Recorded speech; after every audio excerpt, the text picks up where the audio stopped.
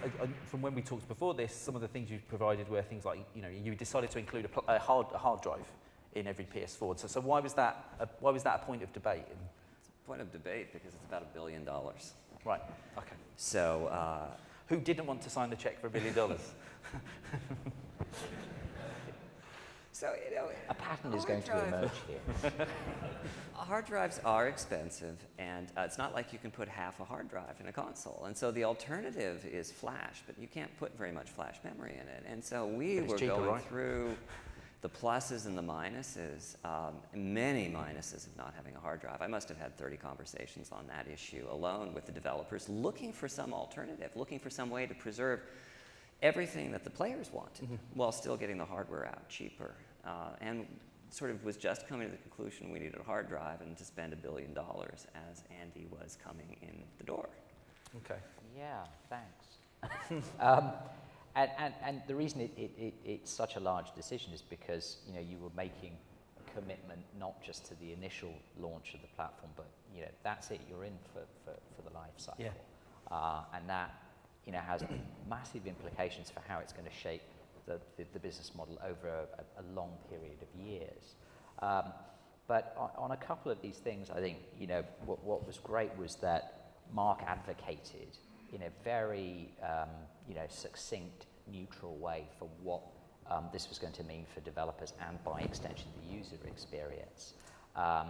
And yes, we debated, but it became extremely clear to me that, financial issues aside, that we had to be striving for a certain level of experience that was going to get people to embrace a brand new platform.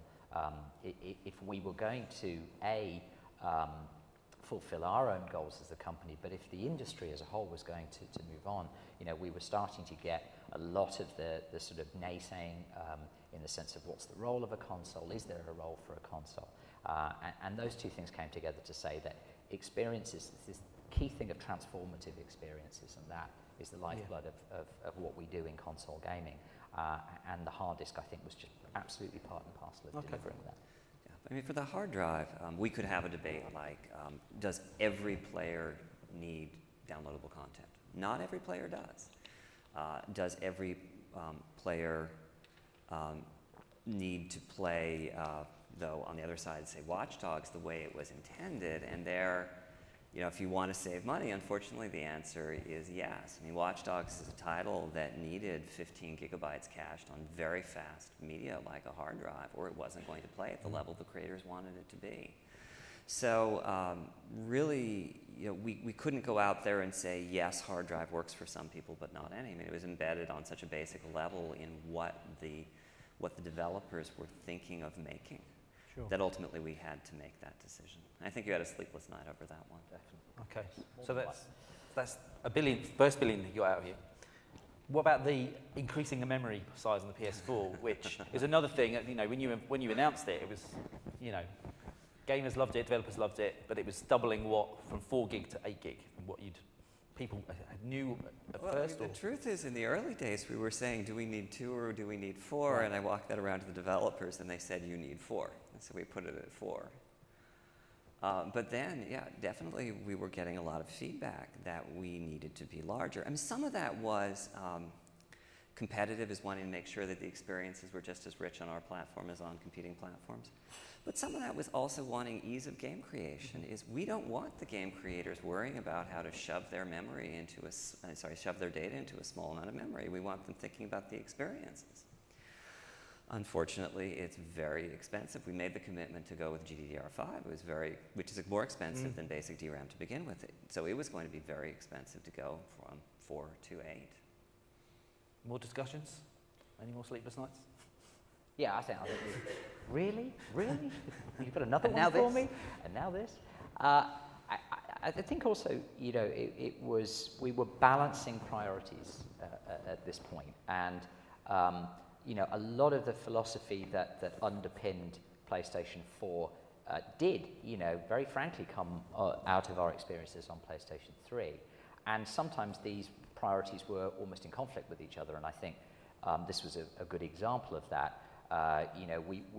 absolutely wanted to build a platform with strong momentum out of the gate, and that, from my point of view, necessitated a certain hardware price point and a value proposition that could be more than just a niche market right from the get-go. On the other hand, Mark again did a splendid job of advocacy of painting a picture of what the difference in experience level was going to be. And that also, and particularly when coupled with this idea of ease of development, which was a huge mantra for us, again, in contrast to the very sort of bitter and painful experiences that we've been through on PlayStation 3. Well, now you had these two things that were sort of running essentially in conflict with each other, and we had to make a call. And and it was another sleepless one for me. But at the end, I think we felt that our ability as a company to get through, I think we have a fantastic procurement and hardware design group that is going to be able to achieve the sort of economics of the platform that we wanted over time. So in my view, I essentially put a bet that if we went out big with this and made a strong financial commitment up front, there were going to be other ways to offset that, other ways to mitigate that. And that, first and foremost was ease of development, great experiences. We'll manage the financial implications somewhere else in the model, and that's what we elected to do. And some of that... And it was wholehearted. I mean, there wasn't, the debate was had. We listened to all the different views from the different stakeholders in the company, but it became very, very clear to me that this was actually going to be an easy decision to make rather than a hard one.